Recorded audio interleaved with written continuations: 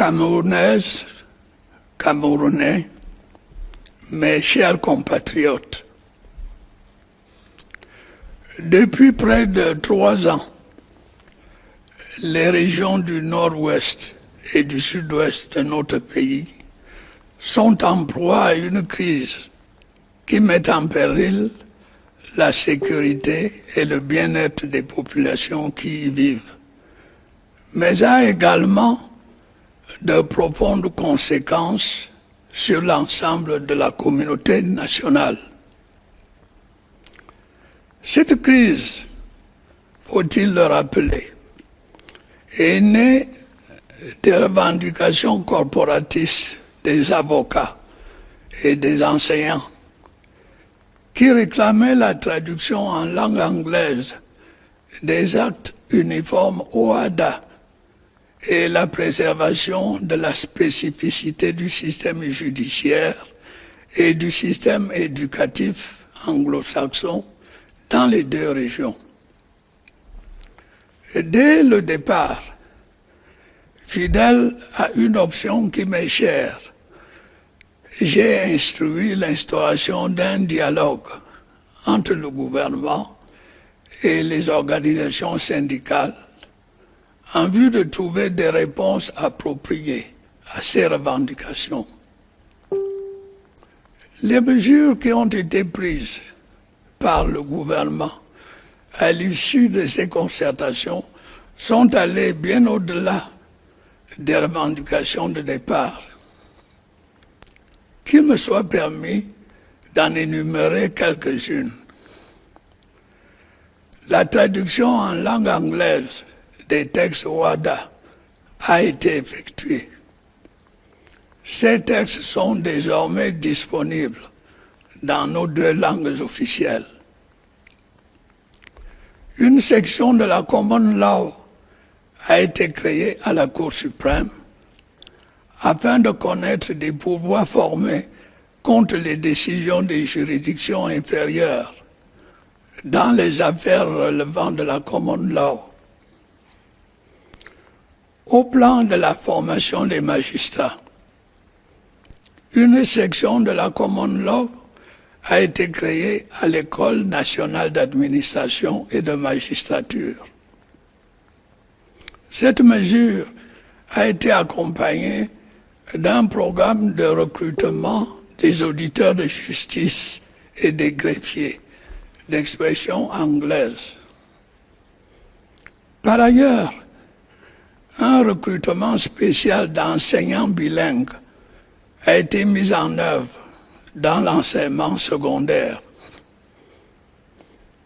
Au plan judiciaire, un arrêt des poursuites a été ordonné en faveur de certaines personnes interpellées dans le cadre de ces revendications.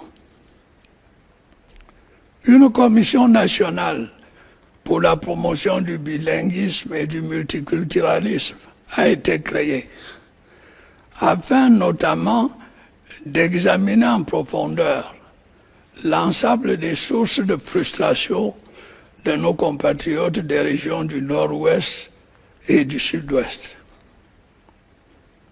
Par la suite, des décisions ont été prises pour accélérer le processus de décentralisation, avec en prime la création d'un ministère dédié.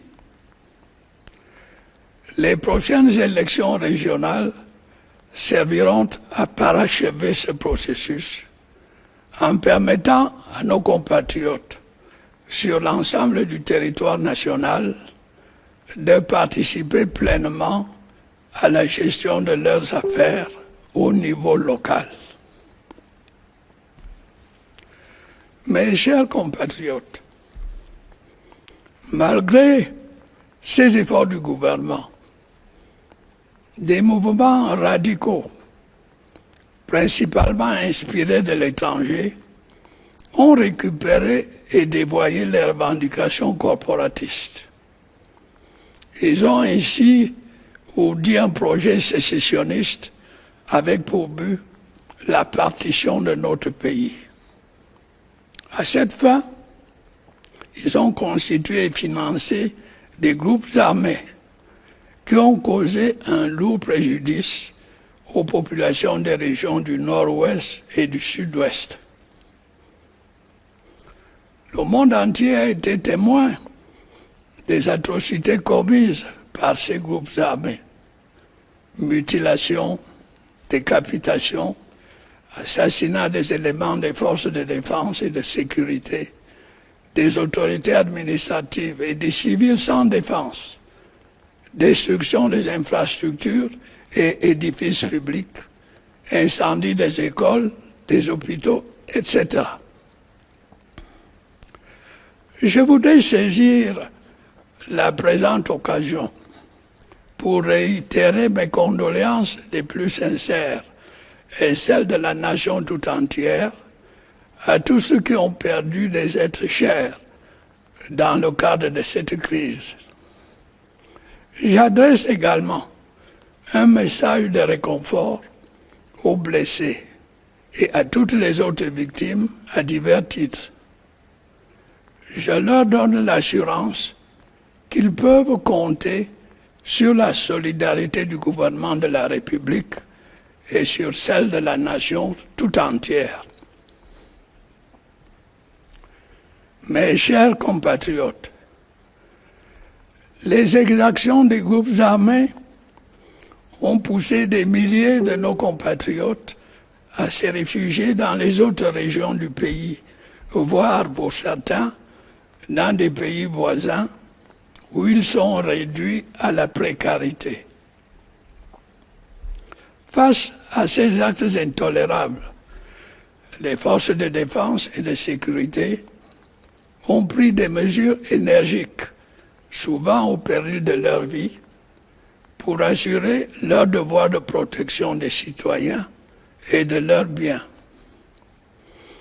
À l'heure actuelle, ces mesures commencent à porter leurs fruits avec l'amélioration de la sécurité et la reprise progressive des activités économiques dans les deux régions.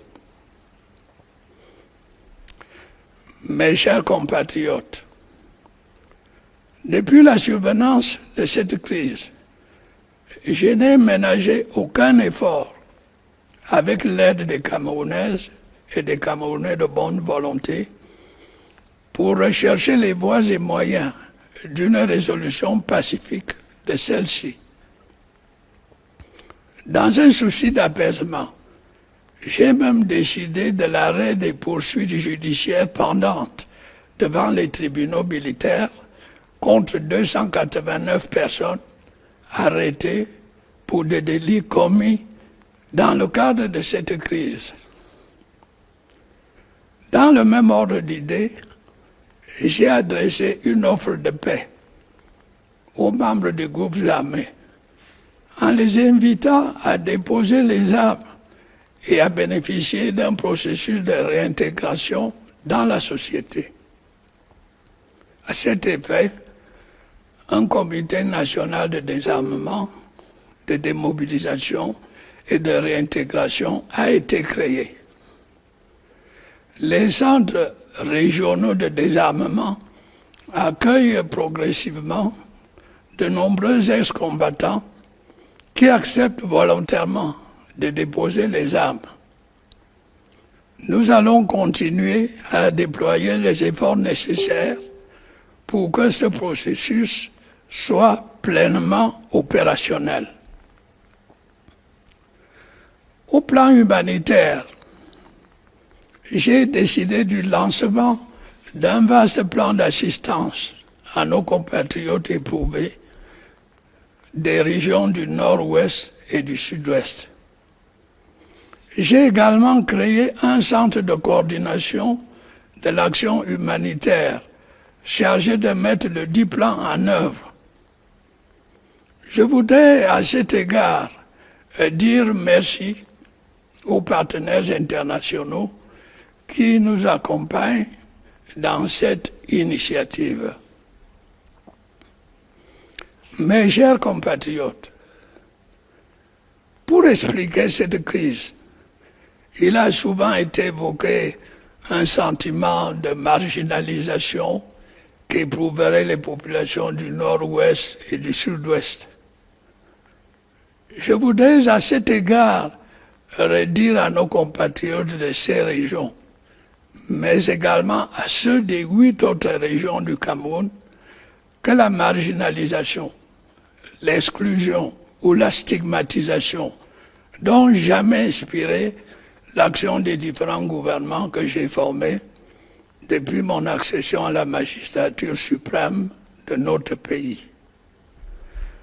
Certes, aucune œuvre humaine n'est parfaite, et dans un pays en développement tel que le nôtre, confronté à de multiples défis et ne disposant que de ressources limitées, de nombreux besoins restent encore insatisfaits dans toutes les régions.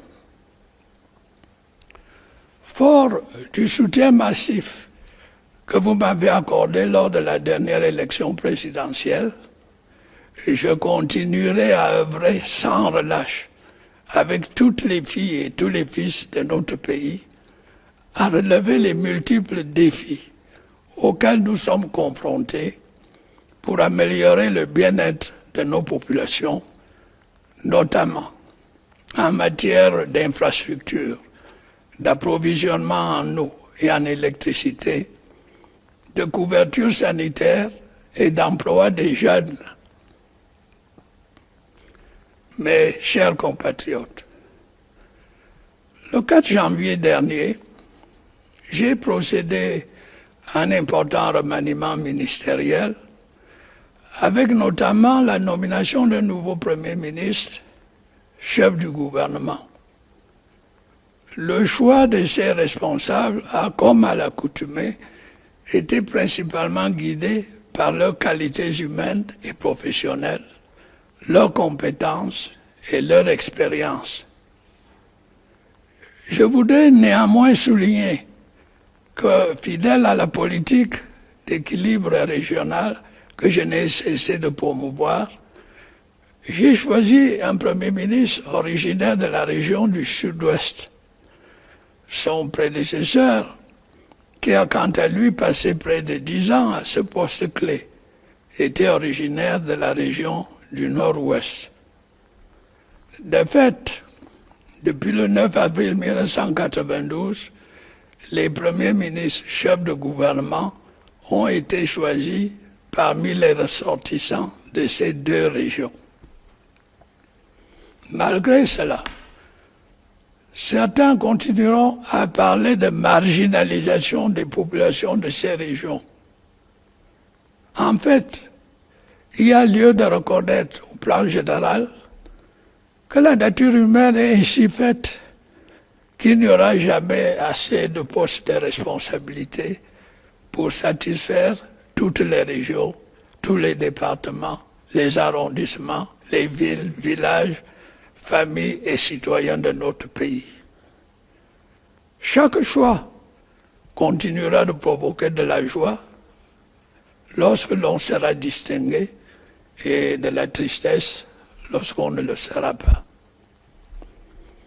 Il est cependant indispensable que nos mentalités évoluent sur ce point.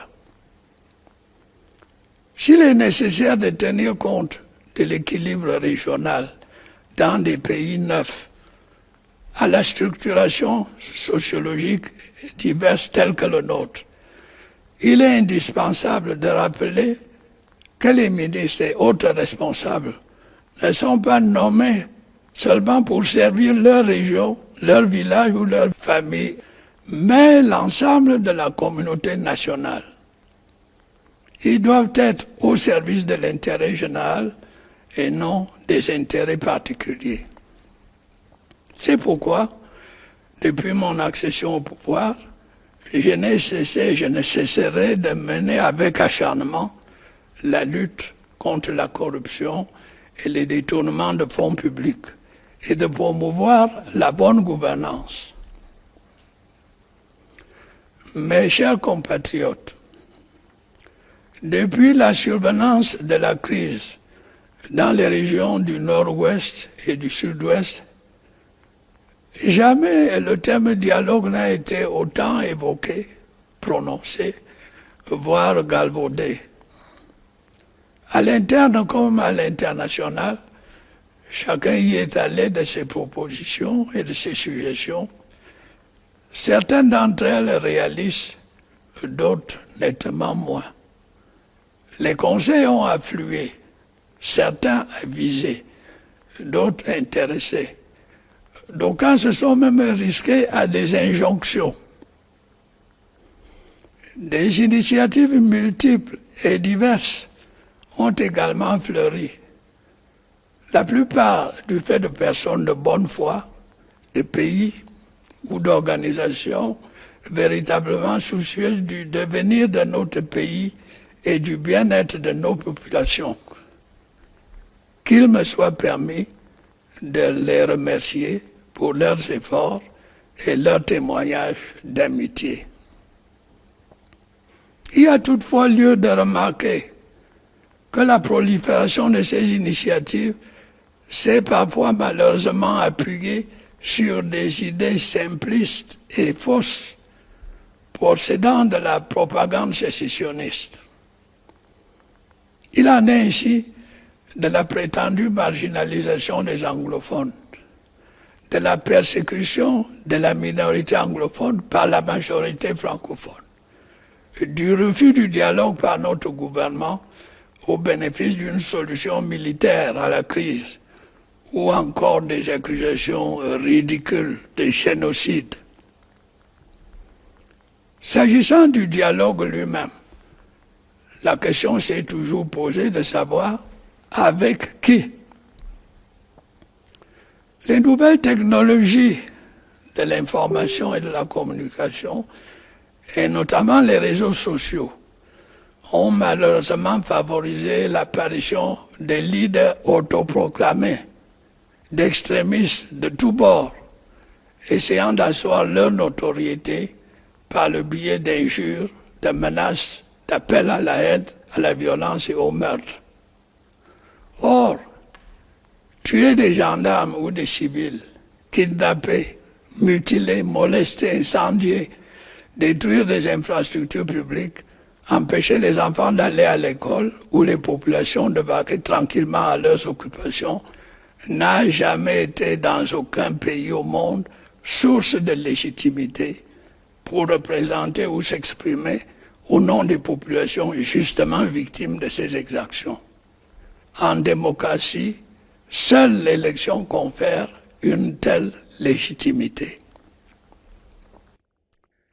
Mes chers compatriotes, les nombreuses consultations que je n'ai cessé de mener au sujet de cette crise m'ont permis de prendre la mesure de l'ardent désir des populations des régions du Nord-Ouest et du Sud-Ouest de retrouver le cours normal de leur vie, de pouvoir de nouveau en toute sécurité exercer leurs activités économiques et sociales, de voir les réfugiés et les personnes déplacées revenir et les enfants retrouver le chemin de l'école. La récente tournée du Premier ministre dans les deux régions a permis de confirmer ce sentiment. J'ai la ferme conviction à cet égard que le moment est venu de mobiliser toutes les forces positives et constructives de notre pays, à l'intérieur comme dans la diaspora, pour que ces désirs deviennent une réalité.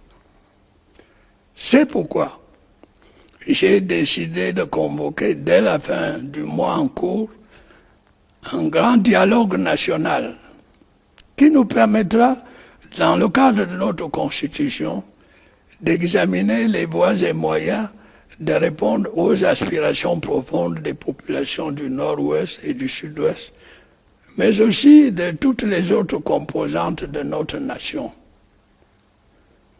Le dialogue dont il est question concernera principalement la situation dans les régions du Nord-Ouest et du Sud-Ouest. Mais il est évident qu'en cela même qu'il touchera à des questions d'intérêt national, telles que l'unité nationale, l'intégration nationale, le vivre ensemble, il ne saurait intéresser uniquement les populations de ces deux régions. Il aura donc vocation à réunir sans exclusive les filles et les fils de notre cher et beau pays, le Cameroun, autour de valeurs qui nous sont chères, la paix, la sécurité, la concorde nationale et le progrès. Il s'articulera également autour de thèmes susceptibles d'apporter des réponses aux préoccupations des populations du Nord-Ouest et du Sud-Ouest, ainsi qu'à celles des autres régions de notre pays. Le bilinguisme, la diversité culturelle et la cohésion sociale, la reconstruction et le développement des zones touchées par le conflit, le retour des réfugiés et des personnes déplacées, le système éducatif et judiciaire, la décentralisation et le développement local, la démobilisation et la réinsertion des ex-combattants, le rôle de la diaspora dans le développement du pays, etc. Présidé par le Premier ministre, chef du gouvernement, ce dialogue réunira une palette diverse de personnalités, parlementaires, hommes politiques, leaders d'opinion, intellectuels, opérateurs économiques, autorités traditionnelles, autorités religieuses, membres de la diaspora, etc. Seront également invités des représentants des forces de défense et de sécurité, des groupes armés et des victimes. Tout le monde ne pourra, et c'est compréhensible, prendre effectivement part à ce dialogue, mais chacun aura l'occasion d'y contribuer. En amont de la tenue effective du dialogue, le Premier ministre, chef du gouvernement, mènera de larges consultations afin de recueillir les avis les plus divers qui serviront de source d'inspiration pour la conduite des débats. Des délégations seront également envoyées dans les prochains jours à la rencontre de la diaspora afin de lui permettre d'apporter sa contribution à ses réflexions sur la résolution de la crise. Je voudrais, à cet égard, en appeler au patriotisme et au sens des responsabilités de tous nos compatriotes, de l'intérieur comme de la diaspora, pour que chacun, où qu'il se trouve, saisisse cette opportunité historique pour contribuer à conduire notre pays sur les chemins de la paix, de la concorde, de la sécurité et du progrès. Mes chers compatriotes, la propagande des sécessionnistes a voulu présenter les décisions de justice récemment rendues à l'encontre d'un certain nombre de nos compatriotes dans le contexte de cette crise comme un obstacle au dialogue envisagé. Il n'en est rien. Je voudrais d'ailleurs en profiter pour préciser que le respect de la règle de droit et la lutte contre l'impunité constituent les piliers de la consolidation de l'état de droit à laquelle nous aspirons tous. Fouler aux pieds la règle de droit et assurer l'impunité à certains citoyens aboutirait à préparer le lit de l'anarchie. Il est donc fondamental à ce stade de dissiper les rumeurs selon lesquelles l'on peut tranquillement piller, violer, incendier, kidnapper, mutiler, assassiner, dans l'espoir qu'un éventuel dialogue permettra d'effacer tous ces crimes et d'assurer l'impunité à leurs auteurs. Une telle façon de penser ne peut qu'encourager la perpétuation des violences dans les régions en crise et même en susciter dans les régions où il n'y en a pas, ainsi que nous l'enseigne l'expérience vécue par plusieurs pays dans le monde. Il est toutefois vrai que dans le cadre d'un dialogue, d'un processus de paix ou de réconciliation nationale, il puisse être envisagé l'éventualité d'un pardon dans certaines conditions. Il est tout également vrai qu'au terme de notre Constitution, le chef de l'État est habilité à user d'un droit de grâce. C'est d'ailleurs fort de cette habilitation que j'ai adressé lors de ma récente prestation de serment une offre de paix aux membres des groupes armés. Je voudrais solennellement réitérer en ce jour cette offre. Ceux qui volontairement déposent les armes et se mettent à la disposition des centres de DDR n'ont rien à craindre. Leurs camarades qui s'y trouvent déjà peuvent en témoigner. En revanche, ceux qui persisteront à commettre des actes criminels, à violer les lois de la République, feront face à nos forces de défense et de sécurité et subiront toute la rigueur de ces mêmes lois. Il en est de même des promoteurs de la haine et de la violence qui, confortablement et impunément installés dans des pays étrangers, continuent à inciter au meurtre et aux destructions. Qu'ils sachent qu'ils devront, tôt ou tard, rendre des comptes à la justice.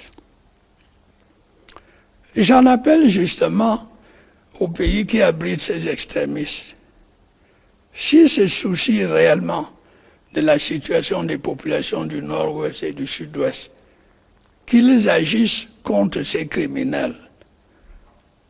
La plupart n'ont plus la nationalité camerounaise, mais ils passent leur temps à collecter des fonds pour perpétrer des actes terroristes au Cameroun, à commanditer des incendies, des kidnappings et des assassinats et à lancer des mots d'ordre pour empêcher les enfants d'aller à l'école et les citoyens de vaquer tranquillement à leurs occupations.